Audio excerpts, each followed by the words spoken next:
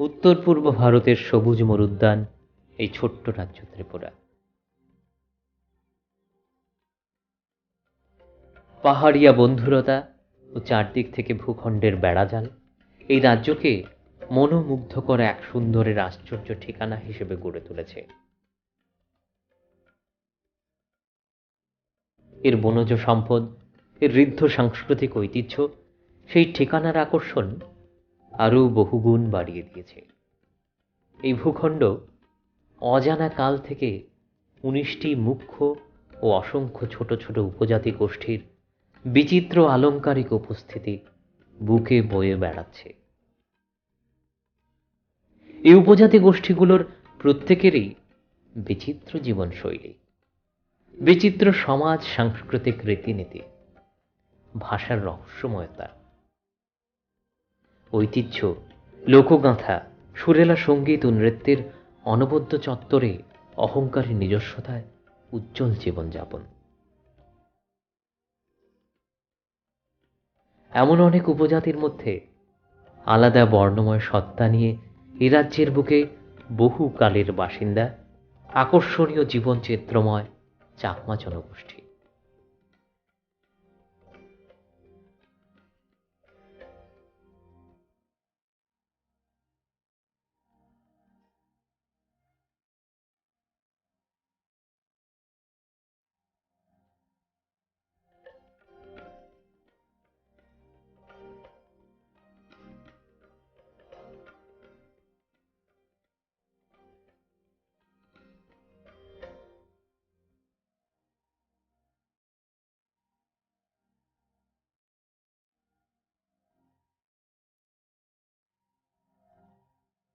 এই জনগোষ্ঠীর লোকজনের উপস্থিতি দেখা যায় ত্রিপুরা ছাড়াও বাংলাদেশ, মিজোরাম ও অরুণাচল প্রদেশে। চাকমারা মঙ্গলয়ের জনগোষ্ঠীর অন্তর্ভুক্ত। আর্য ভাষার ব্যাপক প্রভাব লক্ষ্য করা যায় এই জনগোষ্ঠীর মুখের কথায়। চাকমা জনগোষ্ঠীর গরিষ্ঠ অংশের মধ্যেই ব্যাপক পরিবর্তনশীলতা সত্ত্বেও তারা নিজেদের আদিম আচার অনুষ্ঠান, রীতিনীতি স্বতন্ত্র মর্যাদায় আন্তরিকভাবে পালন করে থাকে। চাকমারা খুবই পরিশ্রমী। এদের নাচ গানের সুর খুবই ঘনিষ্ঠভাবে জড়িয়ে আছে কৃষির সঙ্গে। বহু আগে জুম চাষই ছিল উপজাতি জনগোষ্ঠীগুলোর আর্থিক সচ্ছলতার অন্যতম উৎস। এ কারণেই বেশিরভাগ গান ও নাচের জন্মকথার গর্ভাধানের ঠিকানা জুম চাষ। আসলে ত্রিপুরার অন্যান্য উপজাতিদের মতোই চাকমা জনগোষ্ঠীরও জুম নাচের আলাদা শৈলী আছে, আর তা অবশ্যই ভালো ফলন নিশ্চিত করার ক্ষমতাসম্পন্ন প্রকৃতির বুকে প্রজন্মান্তরে বিশ্বাস করে আসা কল্পশক্তিদের প্রতি কৃতজ্ঞতা ঝরে পড়ার কথায় মুখর। পদে পদে গীত গেই হুরুম পুনত বাণী, পদে পদে গীত গেই হুরুম পুনত বাণী। টাক টাক টাক টাক বাজে সুচিং তা গলানি, টাক টাক টাক টাক বাজে সুচিং তা গলানি। এজরে জুমত যেই নজুম নজুম, এজরে জুমত যেই নজুম নজুম। এই নাচে যুবক যুবতীরা ঐতিহ্যশালী সুন্দর পোশাকে জুম চাষের বিভিন্ন বিষয় পায়ের ছন্দে বাংময় করে তোলেন। কখনো তা সমান্তরালভাবে পুরুষ নারীর দুপাশে দাঁড়ানো ছবি তৈরি করে, কখনো তা বৃত্ত রচনা করে ফেলে। দুবো দুবো ফদনা বং ফাদারে যদনা, দুবো দুবো ফদনা বং ফাদারে যদনা। আমি জুজুলি, আমি জুজুলি। কিন্তু মূল গানের কথা সেই একই থেকে যায়, সেই কৃষিকেন্দ্রিকতা, সেই প্রকৃতির শক্তির কাছে সনিষ্ঠ আরতি জানানো। আসছে বছর আরো ভালো ফসল দিও, সর্বময় তুমি আমাদেরই প্রণাম দিও।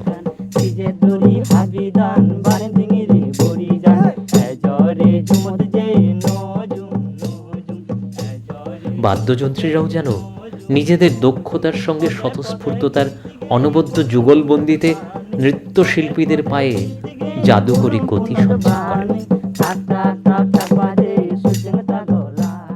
যখনই সবজি বা ফসল বিপুল সুন্দর আকারে জমে ফলে তখনই মানে এই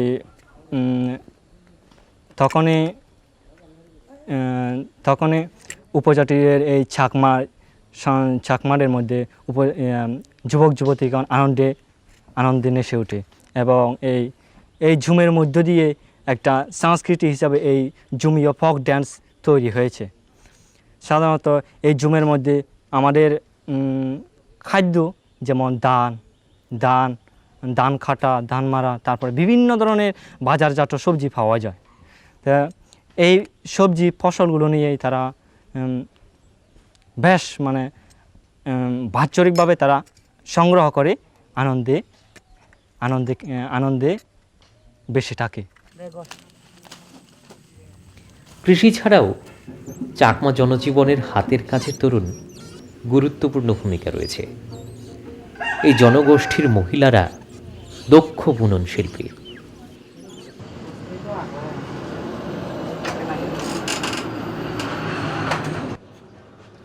এই জনগোষ্ঠীর মানুষজন যে পোশাকই পরে থাকেন, তা সে বক্ষবন্ধনী রিয়াই হোক আর নিম্নাবরণী পাছড়া অথবা স্কার্ফ, তা সবই অন্যান্য উপজাতি গোষ্ঠীর মতো এই জনগোষ্ঠীর মহিলাদের দক্ষতার অবদান।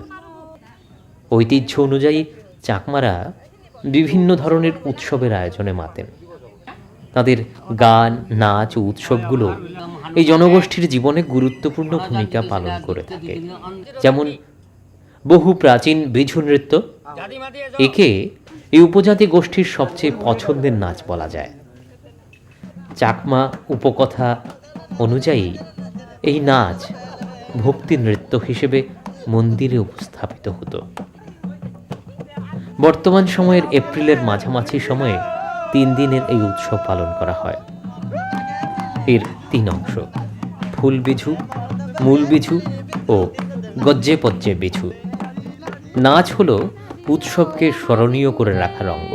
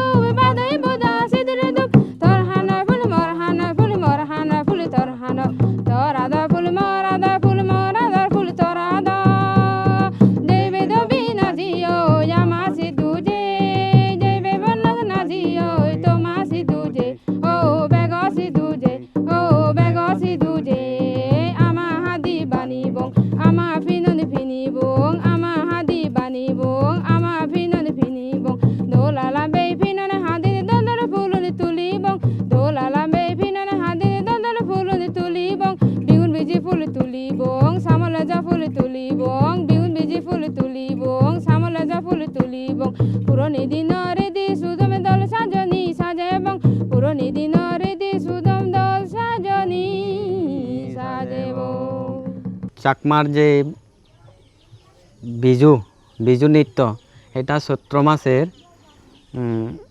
সংক্রান্তি সময় হয়। আমরা চাকমারা সাধারণত চৈত্র মাসের শেষের দিন থেকে আর পয়লা বৈশাখ পর্যন্ত 3 দিন বিজু উৎসব পালন করি। তে প্রথম হইল এই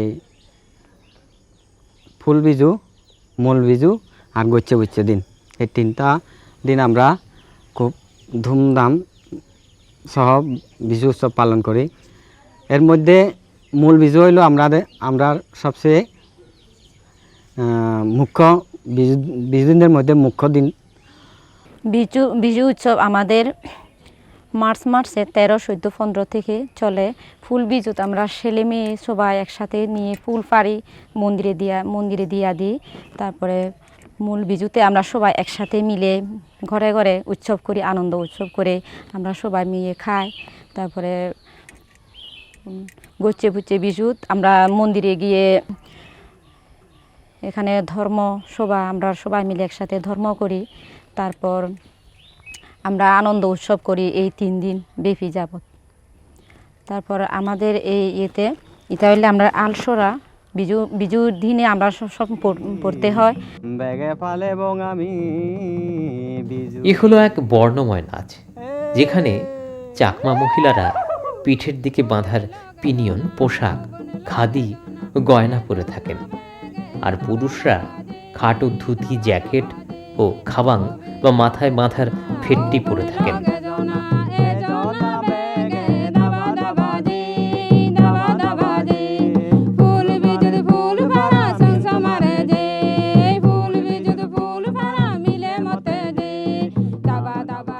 বাদ্যযন্ত্রীরাও সমান উজ্জ্বল পোশাক পরেন। চিরাচরিত চাকমা বাদ্যযন্ত্র যেমন ঢোল, বাজি বা বাঁশি, হেনগরং বাঁশের বাদ্যযন্ত্র ও ধুরুক বাঁশেরই আরেকটি বাদ্যযন্ত্র ব্যবহার করে থাকেন।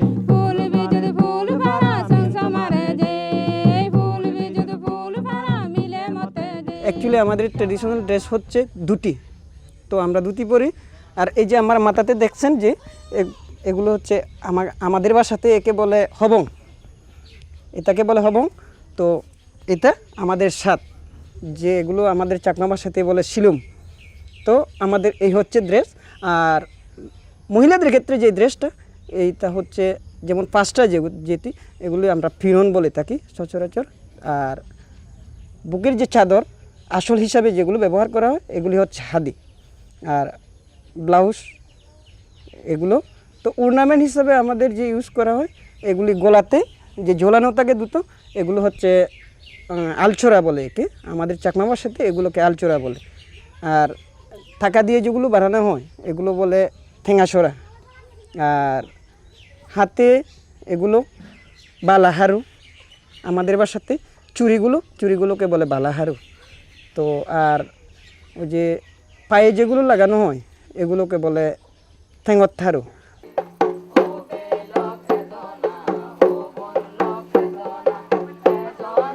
এই জনগোষ্ঠীর নাচ খুবই সহজ ঢঙের। মূলত কিশোর কিশোরীরাই এই নাচের শিল্পী, বাদন শিল্পীরাও একই বয়সের।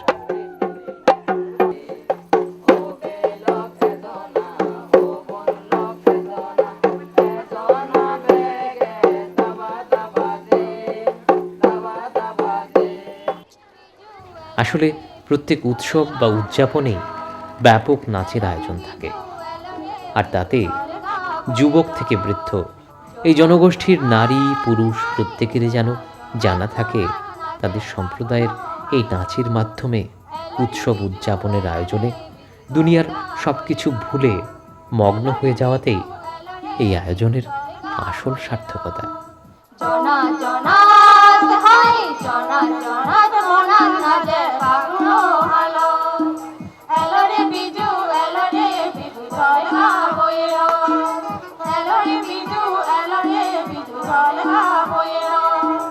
আজকের দিনে বিজু নাচের জনপ্রিয়তা ক্রমাগত শীর্ষে চলে আসছে।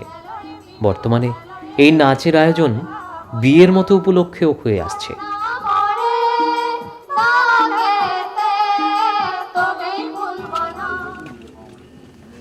চাকমা জনগোষ্ঠীর বিয়েও রাজ্যের অন্যান্য উপজাতি গোষ্ঠীর তুলনায় অন্যরকম।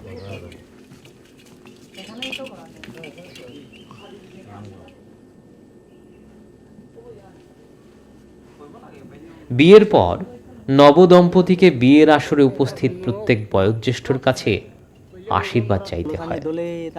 বয়োজ্যেষ্ঠরাও প্রথামাফিক ধর্মোপদেশ ও আশীর্বাদ দিয়ে থাকেন, সুখী দাম্পত্য জীবনের কামনা করেন।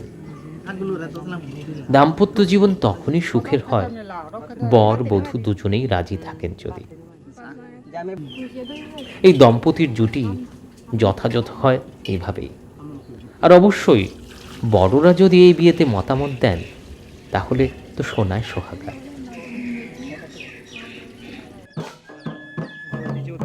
ত্রিপুরায় বেশ কিছু উপজাতি গোষ্ঠীর অস্তিত্ব আছে, যাদের প্রত্যেকেরই নিজস্বতা আছে, নিজস্ব রীতিনীতি, গান, নাচ ইত্যাদি।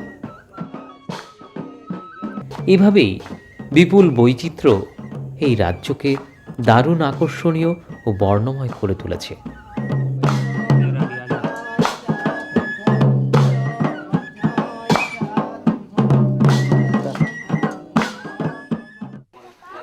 ত্রিপুরার ছোট ছোট উপজাতি জনগোষ্ঠীর অন্যতম মলসুমরা মূলত দক্ষিণ ত্রিপুরা জেলার উদয়পুর ও অমরপুর মহকুমায় ও ধলাই জেলার কমলপুর মহকুমায় আর পশ্চিম ত্রিপুরার সদর মহকুমায় এই জনগোষ্ঠীর বসবাস। তাদেরও নিজস্ব আচার অনুষ্ঠানের বিধি, উৎসব, নাচ গানের সুর সেখানে উজ্জ্বল হয়ে ওঠে। নিত্যদিনের পশু ও জলচর প্রাণীদের চলাচল এই জনগোষ্ঠীর জীবনচর্যাকে নিয়ন্ত্রিত করে। এমনকি আজকের দিনেও তারা জুম চাষের ধারা অব্যাহত রেখেছেন। অন্যান্য উপজাতি গোষ্ঠীর মতোই মলসুমদের নাচ ও গানের আয়োজনের পেছনে জুম চাষের অবদান রয়ে গেছে। চিরাচরিত অভ্যেস অনুযায়ী জুম চাষের জন্য পাহাড় বেছে নেওয়ার পর মলসুম দেবী সেংক্রাককে তুষ্ট করতে এই জনগোষ্ঠী রামসের নাচে মেতে ওঠে। মলসুম কিশোর কিশোরীরা চিরাচরিত পোশাকে ও সজ্জায় জুমের খেতে পৌঁছে এই নাচ পরিবেশন করে। বয়স্করা তখন গান করেন ও তালবাদ্য বাজিয়ে নাচে সাহায্য করেন।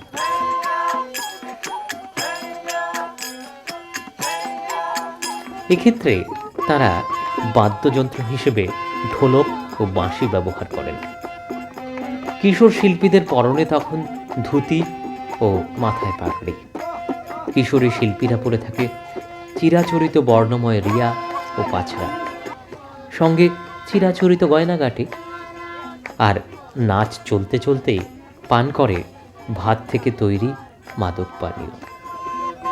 রামসের নাচে দেবী বন্দনার পর বাছাই করা পাহাড়ের মাথাটি যাতে জুম চাষের উপযোগী হয় তা নিশ্চিত করতে মলসুম জনগোষ্ঠীর মানুষজন পরিবেশন করেন লো এন নাচ।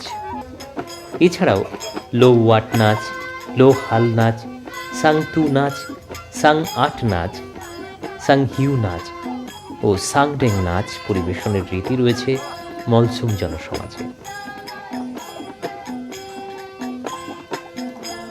গোটা গ্রাম উৎসবের সময় নাচের শিল্পীদের উৎসাহ দিতে একযোগে নাচের জায়গায় হাজির থাকে। অন্যান্য উপজাতিদের মতোই মলসুম নারীরাও নাচের উৎসবে পোশাকের বাহারি সাজের পরিকল্পনা ও বুনন নিজেরাই করে থাকেন।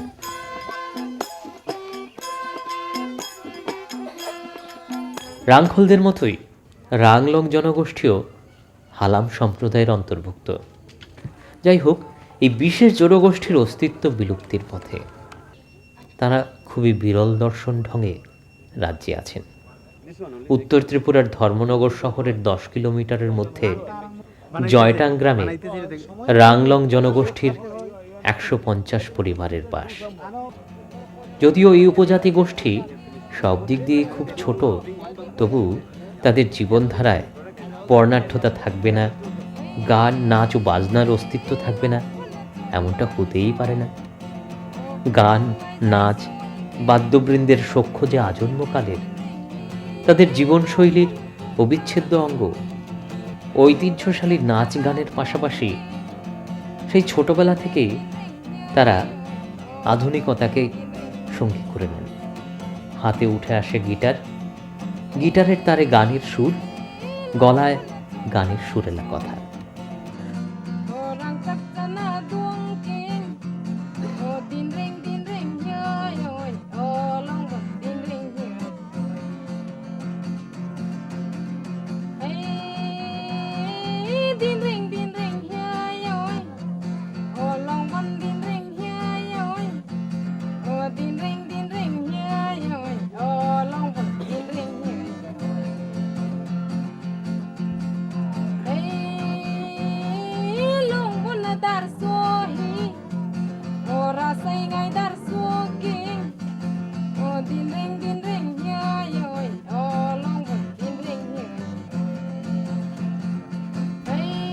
ওদেরও রয়েছে ঝুম জীবন। প্রত্যেক ফলনকালের পরে তারা নাচের আয়োজনে মগ্ন হন। গানের সুরে প্রকৃতির সর্বময়তাকে ধন্যবাদ জানানোয় মগ্ন হয়ে যেতে চান। আগামী বছরেও এরকম আরো ভালো একটা ফলন ঋতু উপহার পাবার জন্য। ও গুরু ngai jai sun king ও din ring hiya oi ও longbon din ring hiya oi তাদের নাচের আসরেও যথারীতি তারুণ্যের রমরমা। কিশোর কিশোরীরা নিজেদের প্রথাগত পোশাকে নাচের আসরে হাজির হয়। গোষ্ঠীর পুরুষরা গিটার হাতে গানের সুরের মূর্ছনায় চারপাশ ভরিয়ে তোলেন। বয়স্করা ধরেন গান, সুর ঝংকারে মুখর হয় গোটা গ্রাম।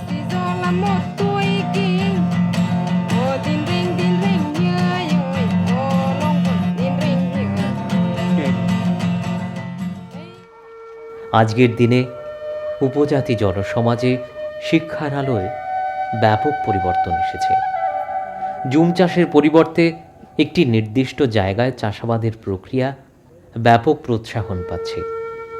নবীন প্রজন্মের ছেলেমেয়েরা নিত্য নতুন পেশায় নিজেদের বেঁচে থাকার পথ খুঁজে পাচ্ছেন। যাই হোক, এই সমস্ত পরিবর্তন, আধুনিকতার ব্যাপক প্রভাব সত্ত্বেও রাংলং উপজাতি গোষ্ঠীর মানুষ নিজেদের ঐতিহ্যগত রীতি নীতি, আচার অনুষ্ঠান, গান ও নাচের বর্ণময়তা আজও ধরে রেখেছেন।